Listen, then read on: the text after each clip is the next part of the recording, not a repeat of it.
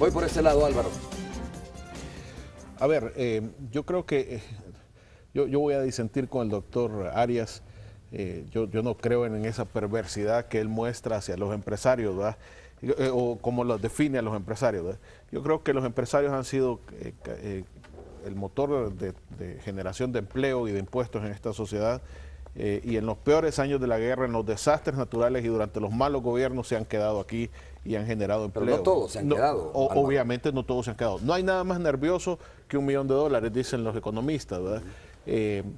Yo creo que cuando uno ve muchos factores de inestabilidad, cuando ve un discurso en que el empresario es el enemigo, entonces yo creo que el empresario tiene todo el derecho a buscar otros mercados donde sus réditos sean mayores, ¿verdad? Por ejemplo, en el tema de demanda, yo no voy a culpar a un empresario que hace hoteles, por ejemplo, en que invierte en hoteles en otros países de la región donde haya más demanda de habitaciones porque hay más turismo. Los hoteles, los grandes hoteles de San Salvador están vacíos. ¿Dónde cabe otro hotel de 5 estrellas en este momento en San Salvador?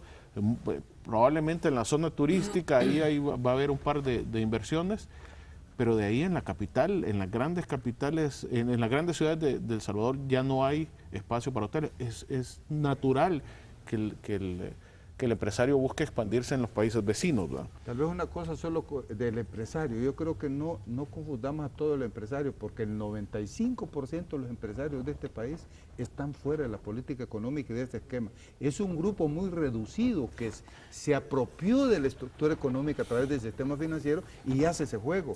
Bueno que haga esa aclaración, ¿verdad? Que es importante. Ahora, en el tema de proyecto de país, yo sí coincido con el doctor Arias. Yo creo que en el país ha hecho falta una visión nacional. La última gran visión nacional que tuvimos fueron los acuerdos de paz en 1992, y en este momento lo más terrible es que incluso durante los gobiernos de Arena, que eran del mismo partido, el nuevo gobierno llegaba, borraba todos los planes anteriores y empezaba de nuevo ahora. Entonces, igual sucedió con este gobierno también, y sucederá seguramente con el próximo gobierno, cualquiera que asuma. Entonces yo creo que no es solo un problema de los empresarios del proyecto de país, es un proyecto de nación, es un proyecto de todos. Nuestra clase política es incapaz de ponerse de acuerdo con cosas elementales, y yo creo que en ese sentido necesitamos un gran acuerdo de nación. Lamentablemente el año preelectoral nos va a dividir más que acercar, ¿verdad?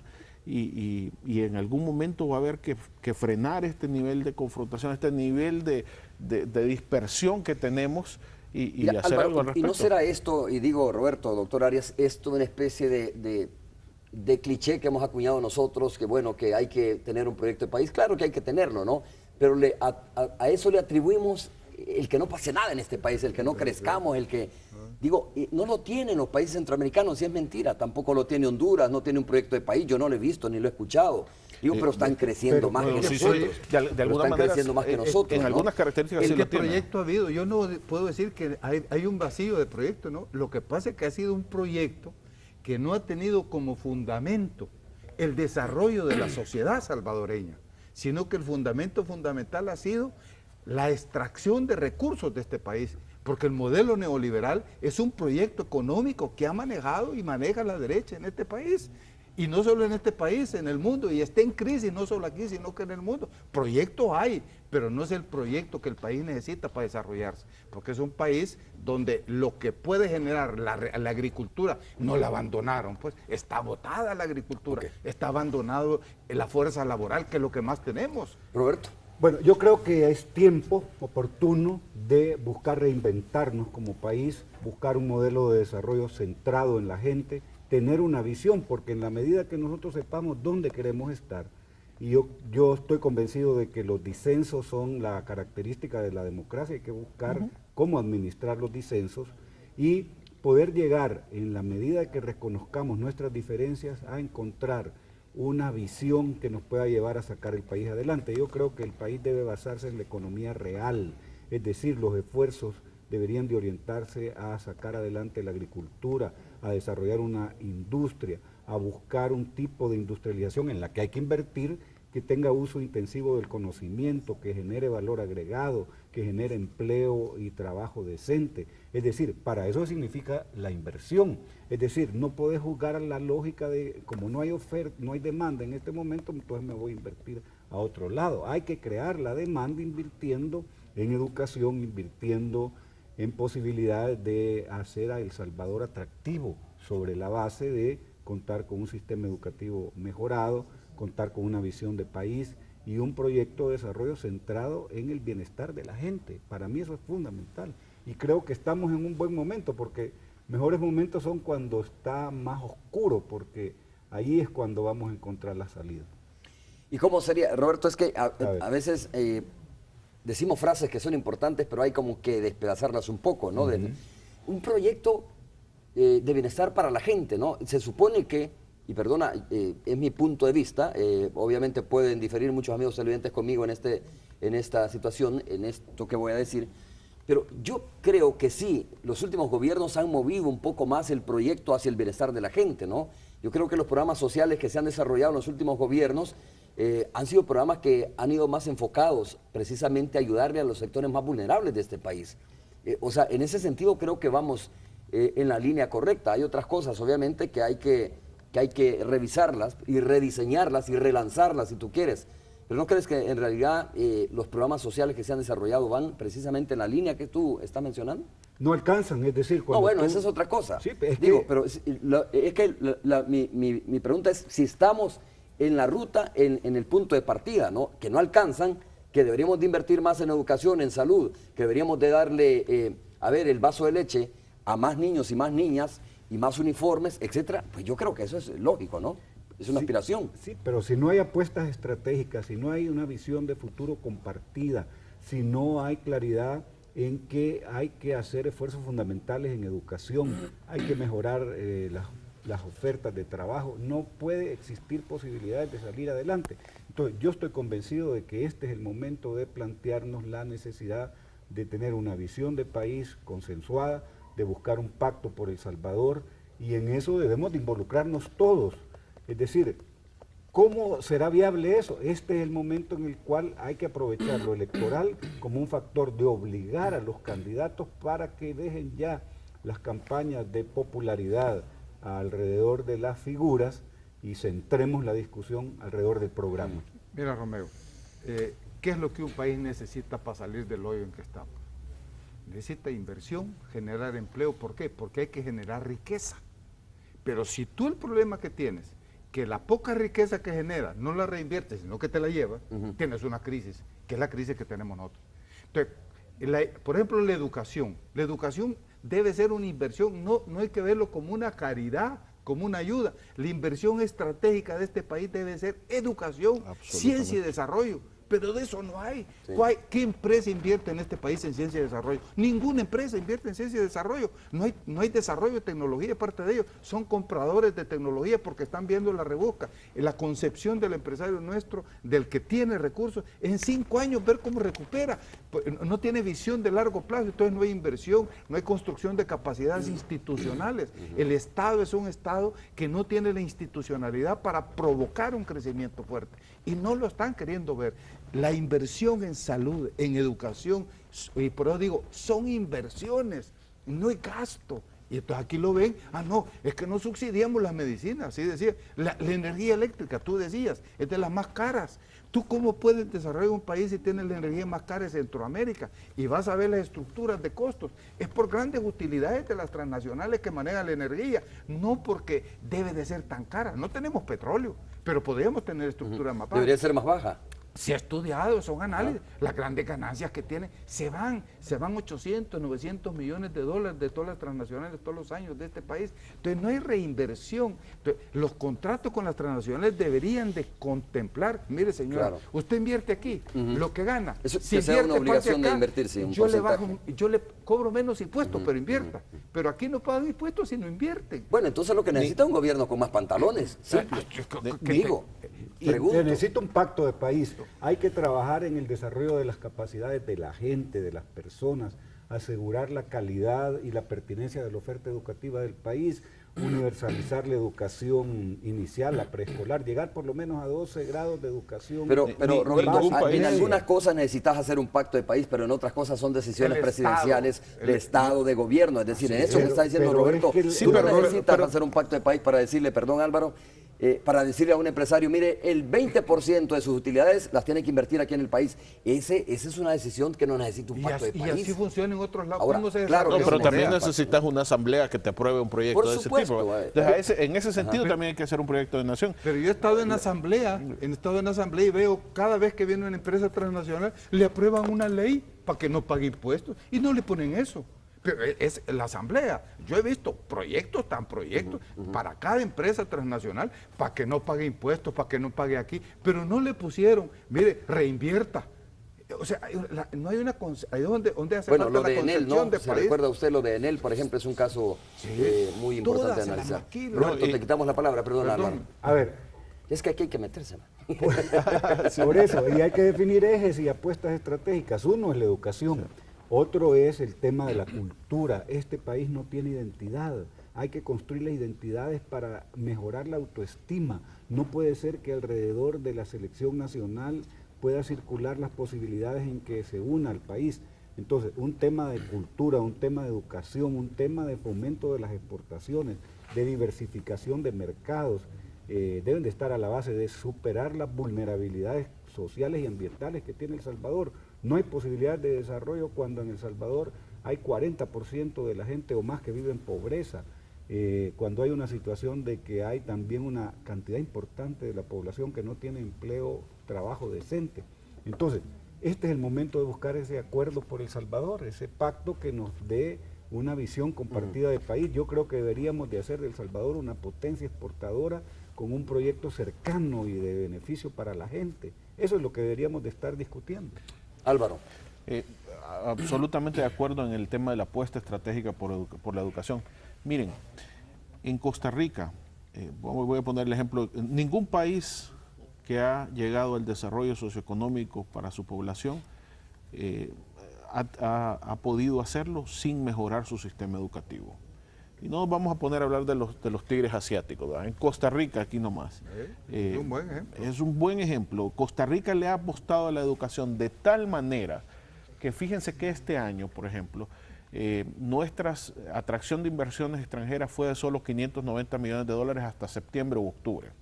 En cambio, en Costa Rica, hasta octubre, habían atraído inversiones extranjeras en alta tecnología por 570 millones de dólares.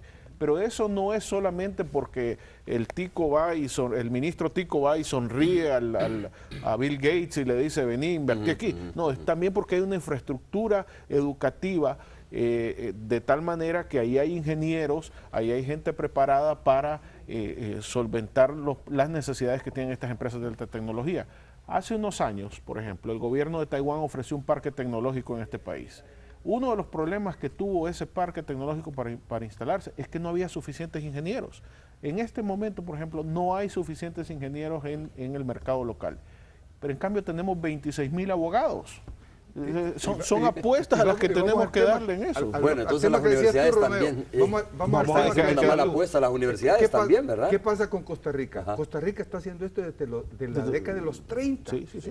¿Por qué? Que el carácter del Estado costarricense es un Estado que pensó en el país y en su población. Entonces, el desarrollo de Costa Rica no es espontáneo. Y ha porque tenido se le Costa ocurrió. Rica presidentes de diferentes partidos políticos. Y han ¿no? Eso metido es presos importante decirlo. a los presidentes ladrones. Y tuvo una guerra civil también, Una en guerra el 48. Pero Sí, si tú claro, revisas sí, la sí. Constitución de Costa Rica, es de rango constitucional que el 8% del PIB se invierte en educación. Entonces ahí estamos hablando de otra cosa. De otra visión. En la década de los 50 la OEA quiso a este país alfabetizarlo y los dueños de este país dijeron no, porque nos han mantenido ignorantes, hombre. En la OEA, un proyecto piloto, Sí. iban a aprobar la alfabetización, vinieron y le ofrecieron a Osorio, vamos a alfabetizar. Y Osorio les preguntó y dijeron, los ricos, no alfabeticen a esta gente. un peligro, le dijo. No, el conocimiento nos quita el poder. Roxana Webb tiene comentarios a través de las redes sociales. Vamos a escuchar a Roxana Webb y, por supuesto, luego con nuestros invitados de nuevo. Roxana. Gracias. Gracias, Romeo. Muy buenos días para ti nuevamente y también para tus invitados y a los amigos televidentes, por supuesto. Aquí Moisés Rivera, de los diferentes temas que han estado tratando, Moisés dice, ¿cuánto es el dato, les pregunta, exacto de las desapariciones en el 2012? Carlos Ticas dice, existe una escasez de libertad de opinión entre los funcionarios y el precio es muy caro si las opiniones difieren de los oficiales. Arturo Meléndez, felicito al doctor Fortín con respecto a ese tema y a su equipo que no pierden su profesionalismo y ética. Los excelentes profesionales somos una piedra en el zapato de muchos en este país. Huicho dice, en este país es tan común que violenten nuestros derechos, cuántas historias ocultas, lo de ellos es público y todos aquellos que han sido violentados. Teo Colocho, miles de despedidos en otras instituciones públicas y privadas, ¿y por qué tanto escándalo con este caso? Además, desde que se aceptan estos cargos, se sabe con certeza que son cargos políticos, que son temporales. Mauricio Alexander Escobar dice, en este país todos los inversionistas, esto con respecto a otro tema, hablando de lo económico, en este país todos los inversionistas están acostumbrados a producir, ganar, vender y al final evadir impuestos. Luis Jaime Chavarría, estoy de acuerdo en que las leyes de nuestro país no son seguras, pues se necesita la segura, tanto para los inversionistas como para los ciudadanos, para que también los inversionistas no solo piensen en sus ganancias, sino que piensen en el incremento de empleos. Esas son algunas de las opiniones, Romeo, comentarios que tenemos acá en las redes sociales. Regreso contigo. Muy bien. Álvaro, hemos estado hablando, fíjate que es interesante y yo coincido en eso, ¿no? Es decir, bueno, creo que en eso no nos perdemos todos los salvadoreños, necesitamos un proyecto de país en lo social, en lo económico y en lo político, en la salud, en la educación, etcétera. Un Estado. Y mira, y otro problema que ha tenido este país es que no ha diversificado la oferta, es decir, que casi siempre nos hemos fijado hacia el norte y poco hacia el sur, poco hacia Europa, y entonces los huevos los tenemos en una o dos canastas cuando deberíamos de tener relaciones multilaterales que nos permitan abrir mercados como China, por ejemplo, que yo creo que ya debe ir más allá de las cuestiones ideológicas, ¿no? Y abrirse realmente donde se pueda vender lo que realmente estamos produciendo nosotros, que no es mucho lo que producimos. Pero de todas formas, Álvaro, este es pongámoslo así, ¿no? Es como un paciente que ya está enfermo y que necesita de alguna manera paliativos, necesita medidas inmediatas, porque tenemos un problema económico, como lo ha planteado el doctor Arias, y creo que en eso estamos de acuerdo. Vamos a necesitar de aquí en adelante, mientras nos ponemos de acuerdo en un plan de nación, vamos a necesitar, por ejemplo, más plata para educación, para salud, para enfrentar los subsidios, etcétera, y tenemos la grave situación, de que ya no podemos prestar mucha plata, ya no tenemos mucha solvencia a nivel internacional para hacerlo. Y nos quedan como los recursos que siempre hemos hablado, ¿verdad? Tratar de cerrarle los portillos a la evasión, a la elusión. Y perdonen, pero yo creo que se está hablando, obviamente, y se está analizando muy seriamente la necesidad de tener una mayor carga impositiva. Y el regreso del Colón. Política monetaria. Sí, los economistas todavía hablan de que nuestra carga impositiva es bastante baja en relación a la región. Lo que pasa es que yo tengo mis dudas sobre si en este momento de crisis hacia dónde tienen que ir los impuestos porque hay cargas que se le están poniendo a la clase media, como este tema del seguro obligatorio de transporte, que yo creo que están apuntando hacia el lado equivocado, ¿verdad? Evidentemente en toda nación lo justo es que el que gana más pague más, y yo creo que la Asamblea y el Ejecutivo se tienen que enfocar a esos lados, ¿no? Coincido contigo, mira, ese punto que has puesto es clave, porque aquí quien paga impuestos son los que no tienen ingresos, y entre más dinero tienes no pagas o pagas muy poco, y por eso es que no tiene salida el Estado.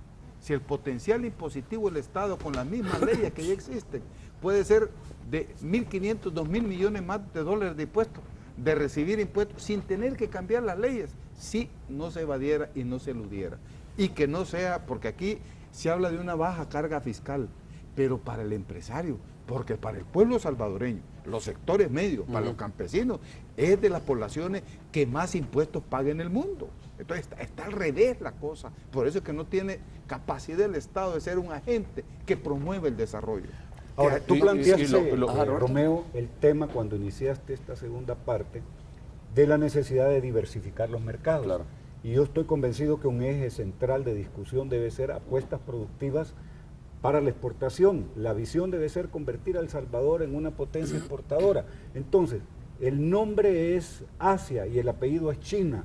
Es decir, el eje más dinámico de acumulación del capital en el mundo ahora está centrado en esa parte del mundo. Eso es número uno. Número dos, hay que buscar otros mercados y romper la dependencia de que nuestro comercio exterior, lo que vendemos y lo que compramos, lo hagamos fundamentalmente con los Estados Unidos. Mantener el comercio que tenemos con Estados Unidos, pero abrirnos al mundo con capacidad productiva que nos permite exportar algo. Yo tengo una diferencia. A ver, Roberto. Yo tengo una diferencia en este aspecto. Mira, si nosotros creemos que viendo solo para la exportación, eso es querer repetir lo que se ha tratado durante 40 años y no ha funcionado. Nosotros tenemos, por ejemplo, yo acabo de terminar un estudio sobre esto, de sustituir ciertas importaciones.